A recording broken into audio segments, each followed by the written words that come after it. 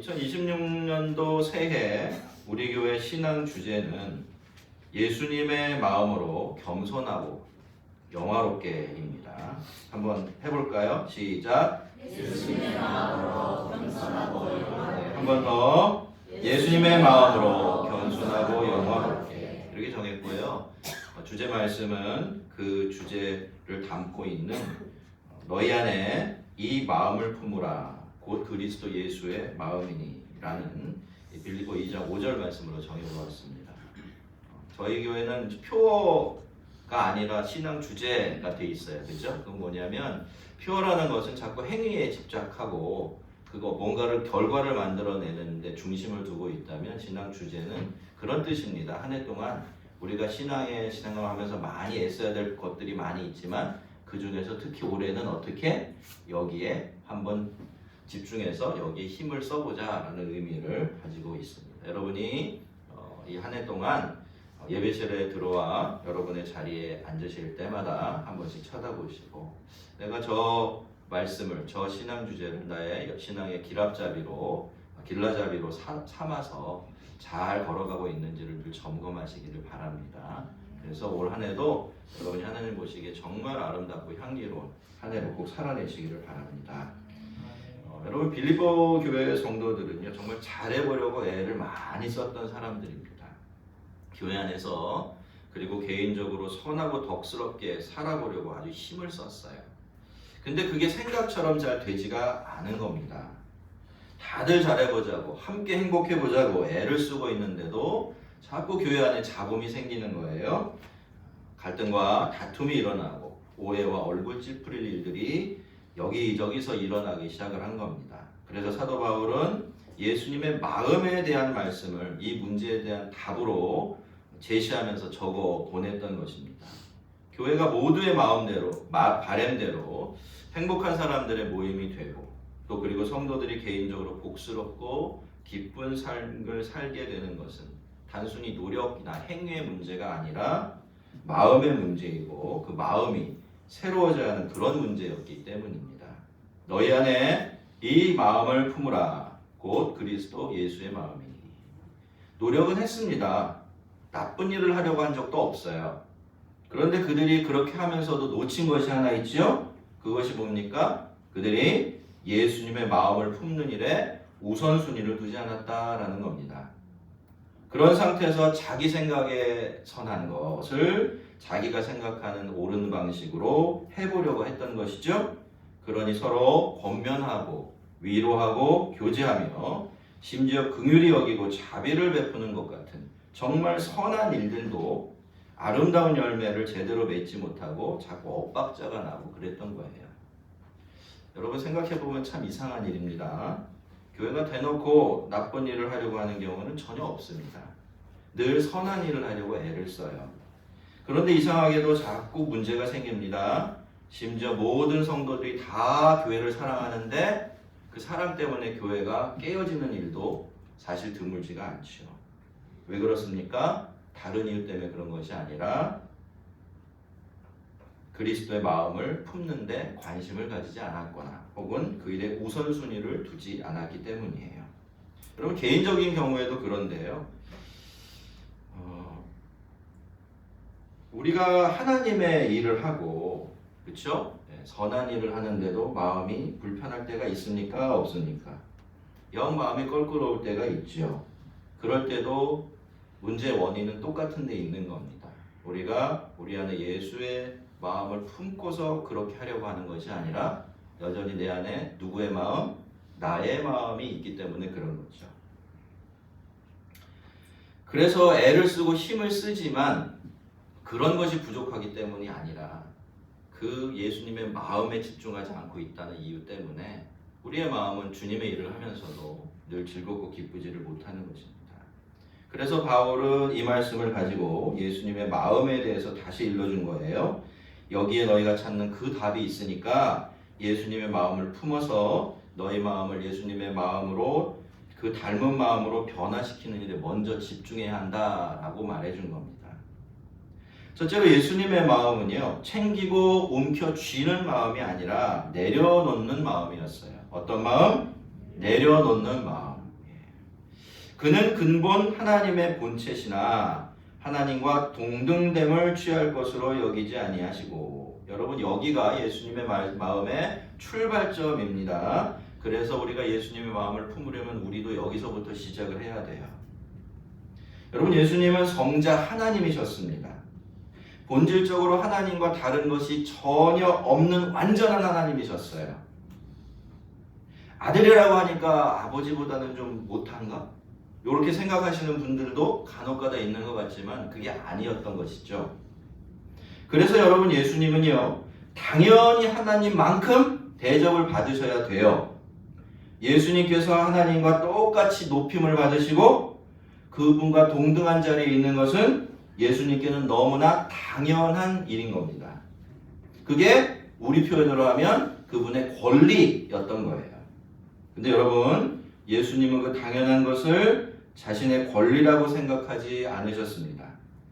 세상 모든 사람들이 자기가 다 자기 권리라고 생각되는 것을 쟁취하려고 하고 가능만 하다면 그 이상을 붙들고서 내 것으로 삼아서 살아가려고 애를 쓰고 기를 쓰고 있는데, 예수님은 하나님이시면서도 하나님과의 동등됨을 쟁취하고 누려야 될 권리라고 그렇게 여기지를 않으셨던 것입니다.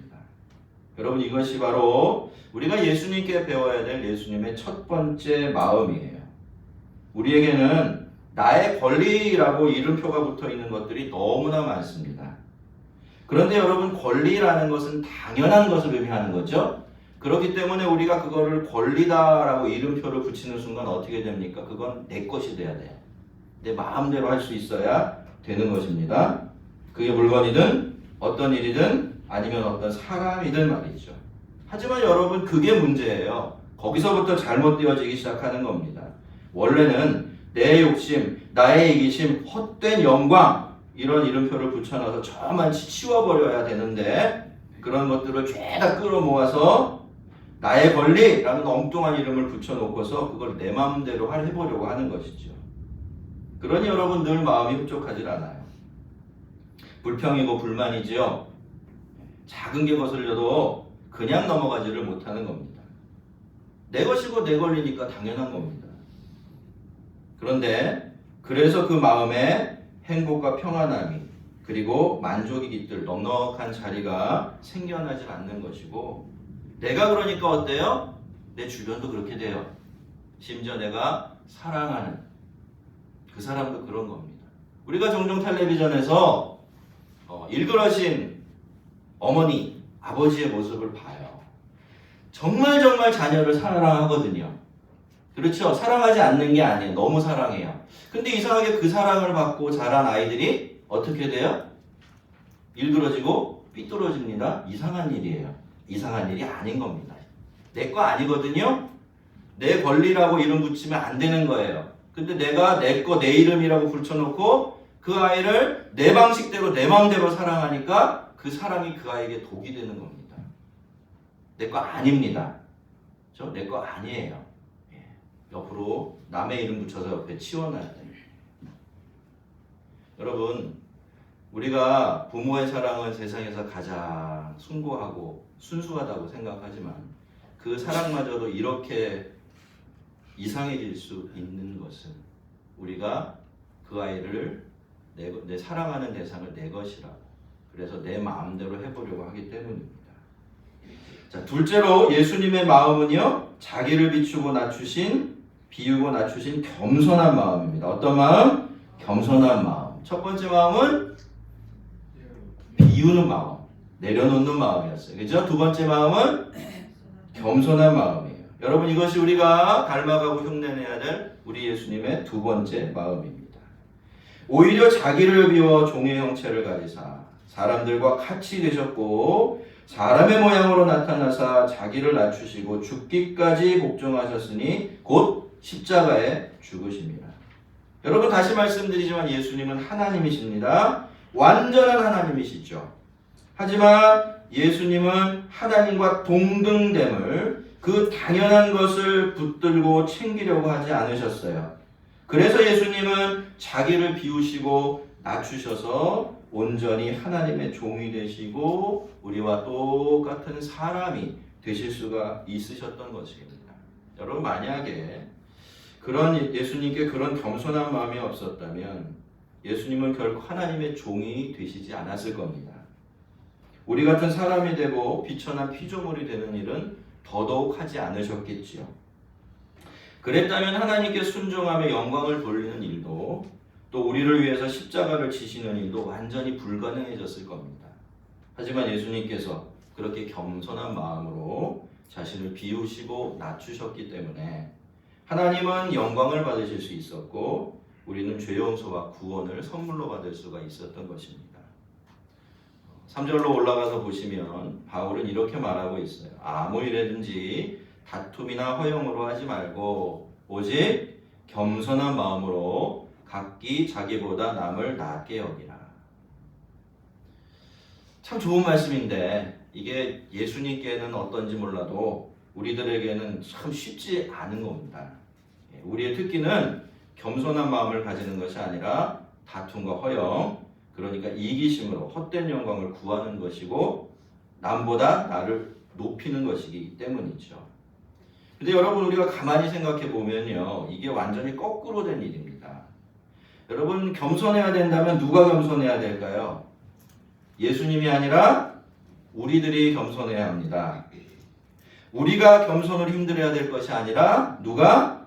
예수님이 겸손을 힘들어 하셔야 돼요. 왜 그렇습니까? 겸손이라는 건 무엇입니까? 겸손은요, 자기를 낮추고 작게 여기는 것이에요. 그런데 작고 낮은 것은 예수님이 아니라 그분의 피조물인 우리들이기 때문에, 그렇죠? 낮춰야 된다면, 겸손해야 된다면 우리가 겸손해야 되고, 또 겸손이 어려우면 우리 주님이 어려워하셔야 되는데, 이게 우리가 사는 세상에서 지금 거꾸로 되어 있는 것입니다. 예수님은 그렇게 자기를 비워내시고 자기를 낮추셨습니다. 겸손하게 하나님의 종이 되셔서 하나님께 순종하셨고요. 또 사람이 되셔서 십자가에 죽으셨죠. 예수님은 그렇게 진짜로 우리들을 자기보다 더 낮게, 가치 있게 여기신 것입니다. 그러니 우리는 이제 아무 일에든지 다툼이나 허영으로 하면 안 됩니다. 더 이상 이기심과 욕심으로 헛된 영광을 얻기 위해서 살고 또 무슨 일을 하는 그런 자리에 머물러 있으면 안 되는 거예요. 여러분, 주님의 겸손하심 덕분에 우리가 살고 또 우리가 이렇게 살아가고 있으니 우리도 겸손해야 합니다. 그 겸손으로 우리도 누군가를 살려줄 수 있어야 돼요. 여러분, 교만은 절대로 그런 일을 할 수가 없습니다. 겸손만이 그 일을 할 수가 있어요. 겸손은 누군가를 위해서 또 하나님을 위해서 자기를 낮추고 비워낼 줄 아는 예수님의 마음을 닮은 그런 마음이기 때문입니다. 세 번째로요, 여러분, 그렇기 때문에 예수님의 마음은 세상에서 제일 높고 크고 영광스러운 마음이었습니다. 첫 번째, 예수님의 마음은 어떤 마음이었죠? 내려놓는 마음이었습니다. 두 번째로는 겸손한 마음이었어요. 세 번째로는 그렇기 때문에 세상에서 제일 높고 크고 영광스러운 마음이었습니다. 이러므로 하나님이 그를 지극히 높여 모든 이름 위에 뛰어난 이름을 주사 하늘에 있는 자들과 땅에 있는 자들과 땅 아래에 있는 자들로 모든 무릎을 예수의 이름에 꿇게 하시고 모든 입으로 예수 그리스도를 주라 하시나요? 하나님 아버지께 영광을 돌리게 하셨느니라. 할렐루야. 여러분, 하나님께서 예수님께 모든 이름 위에 뛰어난 이름, 그러니까 주, 이거는 히브리 말로 하나님, 여호와를 번역한 말이에요. 하나님의 이름을 주셨다라는 뜻입니다. 그렇게 놀라운 이름을 주시고 모든 만물이 그분 앞에 무릎 꿇게 하신 것은 왜지요? 놀랍게도 예수님께서 세상에 있는 그 누구보다, 그 어떤 피조물보다 겸손하셨기 때문입니다.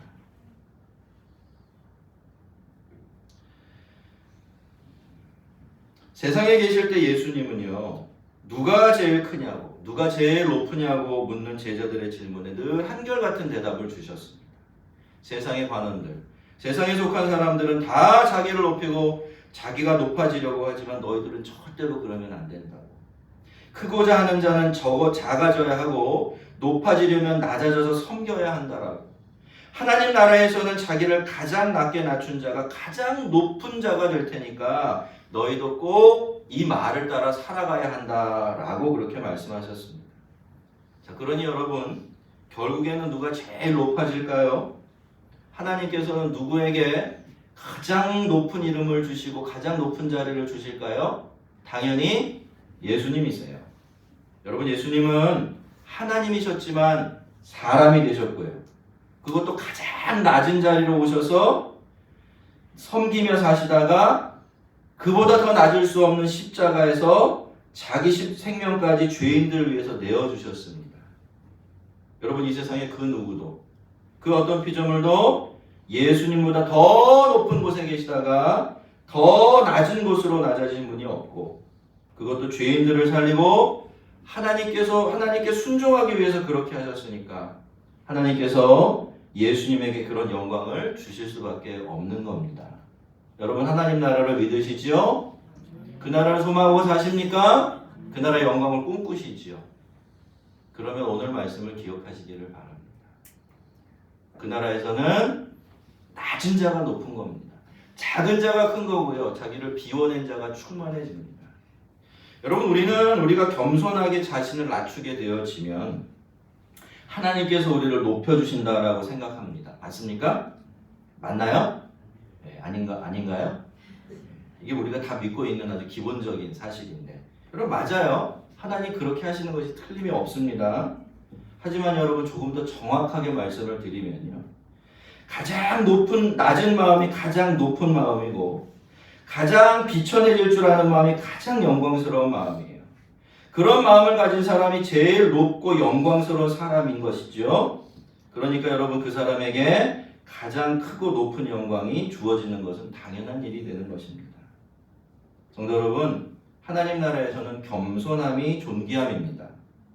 겸손하게 자신을 낮추었기 때문에 하나님께서 그 사람을 높여주시는 것이 아니라 그 사람의 그 낮고 겸손한 마음이 거기서 가장 높고 영광스럽기 때문에 하나님께서 그에게 합당한 자리를 내어주시는 것입니다. 사실 여러분 하나님 나라만 그런 게 아니에요. 실제로 지금 우리가 살아가는 이 세상도 똑같습니다.